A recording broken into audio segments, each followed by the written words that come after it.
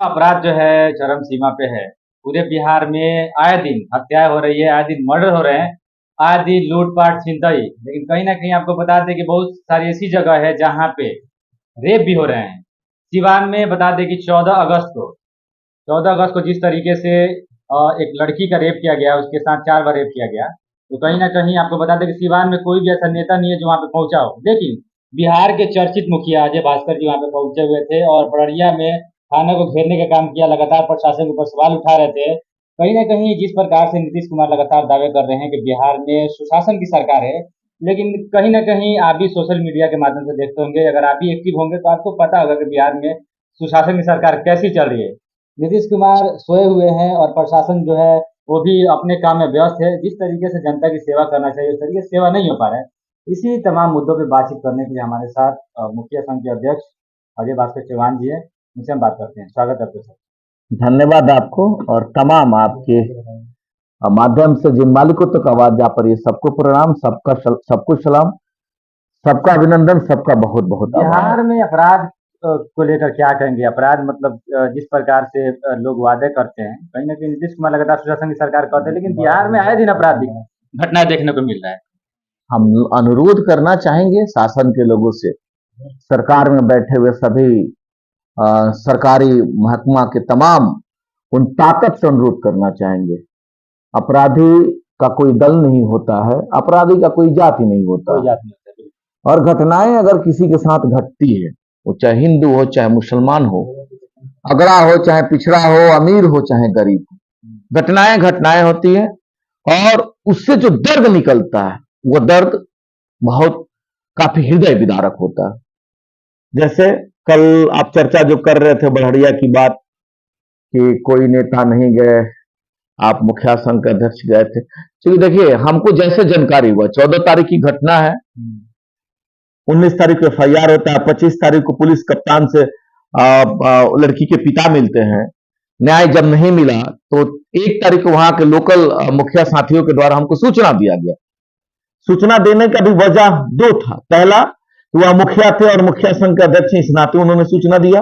दूसरा, कि मेरे समाज की बिटिया है, इस नाते भी उनको लगा होगा कि समाज का एक मुखिया है, तो हो सकता है कि भैया को कहने से या अजय जी को सूचना देने से इस पीड़ित परिवार को कुछ न्याय मिल जाए।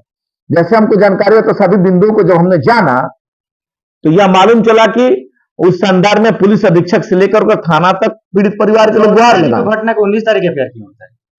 4 दिन लड़की को 4 दिन अपने कब्जा में रख करके गैंगरेप किया गया। 4 दिन 18 तारीख को लड़की वापिस उसको छोड़ दिया जाता है और 19 तारीख को ये जैसे एफआईआर होता है।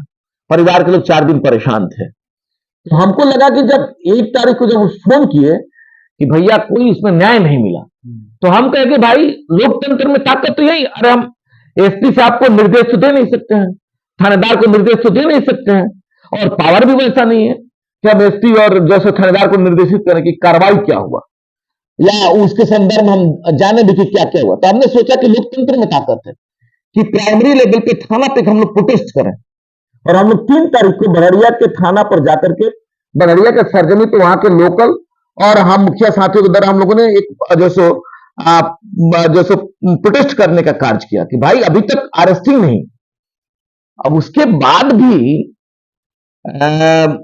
कोई रिकवर नहीं, कोई अरेस्टिंग नहीं, कोई गिरफ्तारी नहीं, लगातार दबाव पे दबाव के बाद भी फिर अति पिछड़ा की बेटी होने के नाते तमाम अति पिछड़ा में समाज के लोगों में बड़ी रोष है।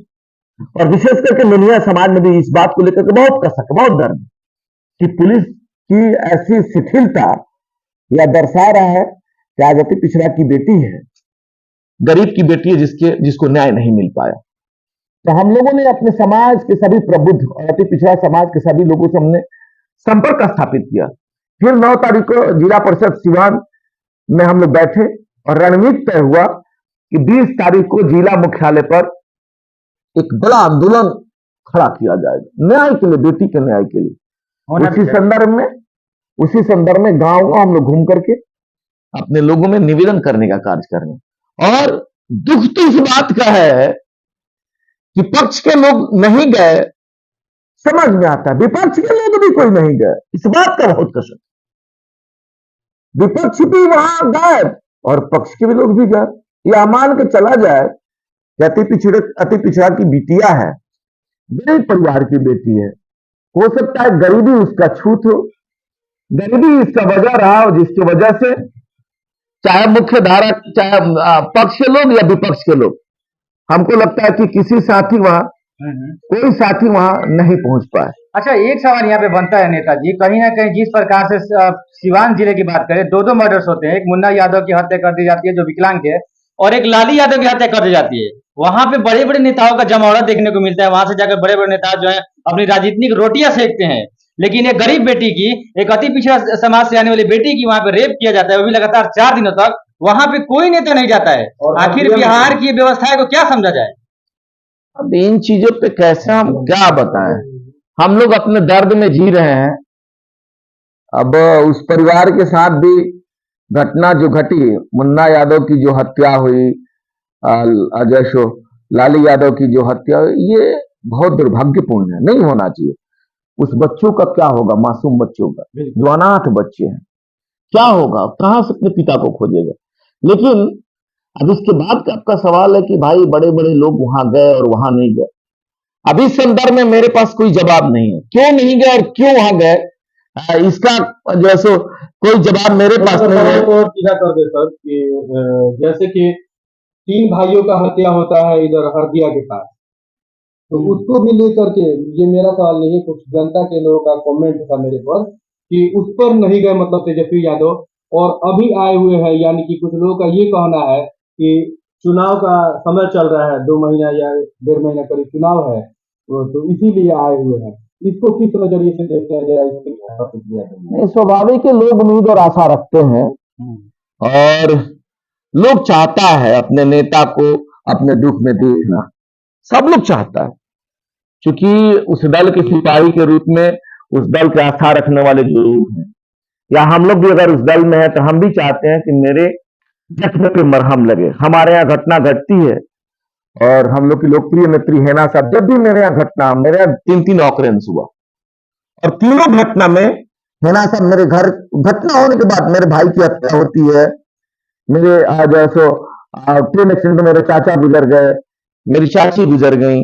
इन सभी घटना में हमारे लोकप्रिय नेत्री हेना साहब उस समय दैनंदर उपस्थित थे, हम लोग खोजते थे, लोगों ने देखा, तो लोगों को ऐसा उम्मीद रहता, अपने नेता का इंतजार रहता, नहीं गए। और यहाँ के बात यहाँ पे नेता से नहीं है नेताजी, बात यहाँ पे ये है कि एक लड़की की लगातार 4 दिनों तक रेप होती है, ये कोई छोटी घटना नहीं है, वो हमारी भी बहन है, वो सबकी बहन है, वो किसी समाज की यहाँ पे बात नहीं हो रही है।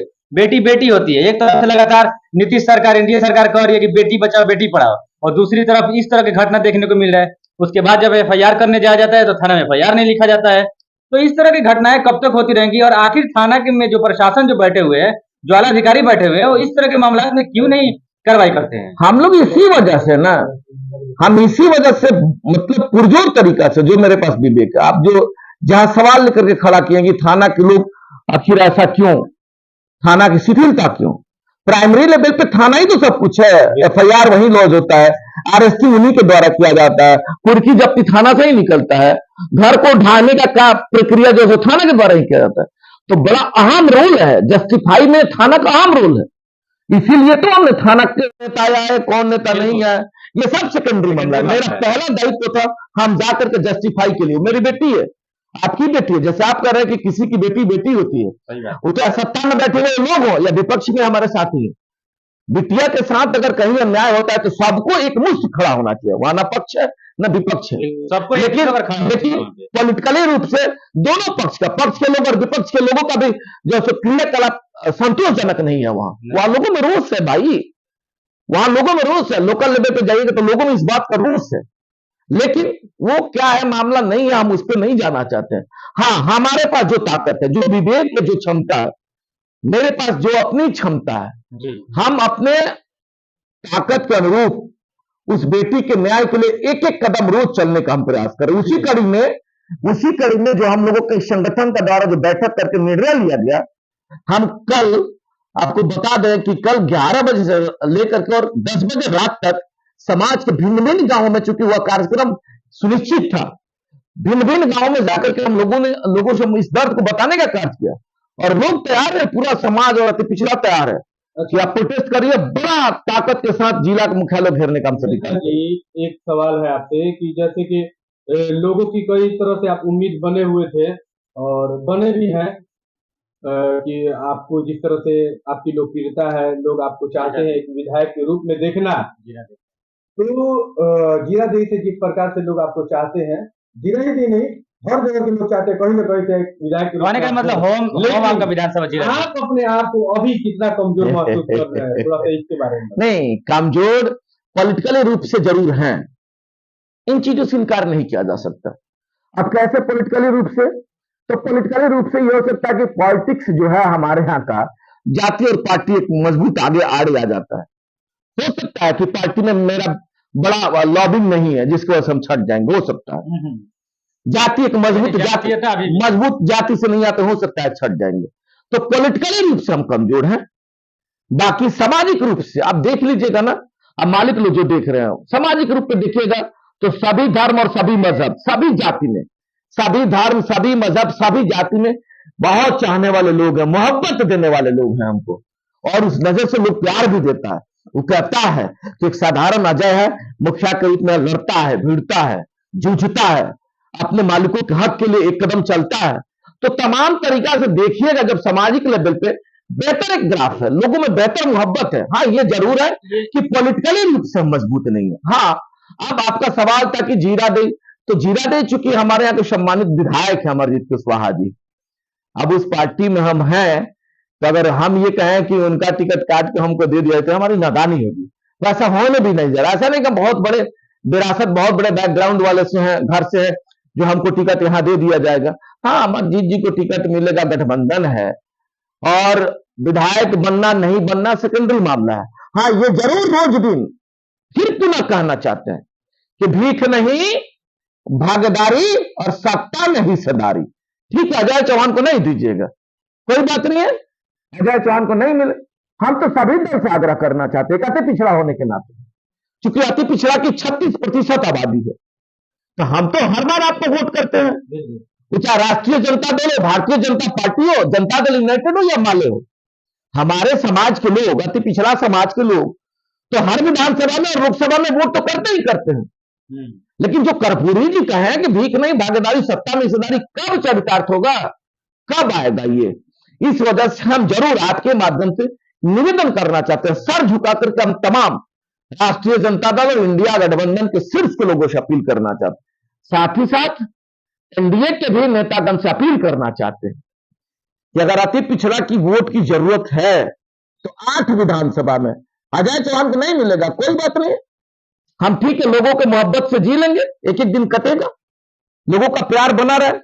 अरे भाई, सिवान सदर है, रघुनाथपुर है, बड़हरिया है, दरौदा है, गोरिया कोठी है, महाराजगंज है, ठीक है, अजय चौहान को नहीं दीजिए, किसी अजय राजभर को दीजिए, अजय चौहान अजय हजाम को दीजिए। नजर आते हैं और आपको बहुत अच्छे से हर बातों को गोल गोल घुमाने भी आता है और साफ सुथरा भी बात करते हैं, और लोग आपको इन भाषाओं में पसंद भी करते हैं।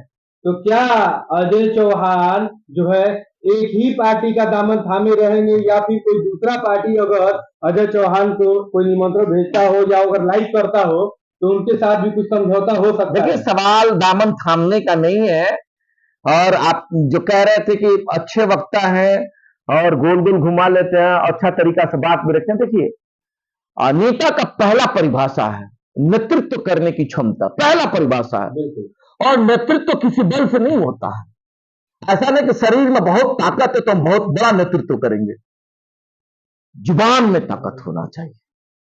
आपके जुबान का प्रभाव अपने मालिकों तक, कहां तक उसके जेहन पे है। मेरा जो अनुभव की बात बता रहा हूं कि अपने मालिकों के जेहन तक मेरा यह जुबान कहां तक कारगर है। जैसे सामने वाले मालिक को लगेगा कि अजय चौहान मेरे लिए अगर जिलाधिकारी और एसपी पुलिस अधीक्षक से मजबूती से हमारी दर्द और हमारी व्यथा को, हमारी समस्याओं को मजबूती से अगर वहां रख सकता है, तो लोग इन चीजों को पसंद करते हैं। लोग कहते हैं कि जिसलिए हम अपने सेवक के रूप में अपने बेटा को, अपने नेता को चुनने जा रहे हैं, हमारी आवाज कितनी मुखरता से, वो चाहे विधानसभा का पटल हो, राज्यसभा का पटल हो, लोकसभा का पटल हो, विधान परिषद का पटल हो, या हम लोग मुखिया के रूप में पंचायत समिति का पटल हो या जिला के किसी आला अधिकारी के ऑफिस का पटल हो, आप वहां अपने मालिकों की समस्या को किस मजबूती से किस तरीका से रख रहे हैं, ये सबसे बड़ा कारगर है। तो मां ने जो प्यार दिया है, मां ने जो ताकत दिया है, मेरी मां ने जो जुबान दिया है, उस जुबान के बदौलत अपने मालिकों के बीच में हर वक्त पॉजिटिविटी से, हर वक्त सार्थकता तरीका से अपने मालिकों तक इस संदेश को ले जाने का प्रयास करते हैं। और यह संदेश अगर आपको लगता है कि गोल गोल घुमाने वाला है, और यह संदेश अगर लगता है कि आप एक अच्छे वक्ता के रूप में, और यह संदेश अगर आपको ऐसा लगता है कि मजबूत तरीका से जनता के मुद्दाओं को लीगल फोरम पे रखने का कार्य करते हैं, तो भाई सर झुकाकर के आपका अभिनंदन है। और यह प्यार लोगों बनाए रहे और इसी प्यार से एक कदम चलते रहेंगे। और यह प्यार देखिएगा आने वाले समय में निश्चित एक बड़ा ताकत बनेगा और वही ताकत अपने मालिकों के लिए समर्पित रहेगा। चलिए।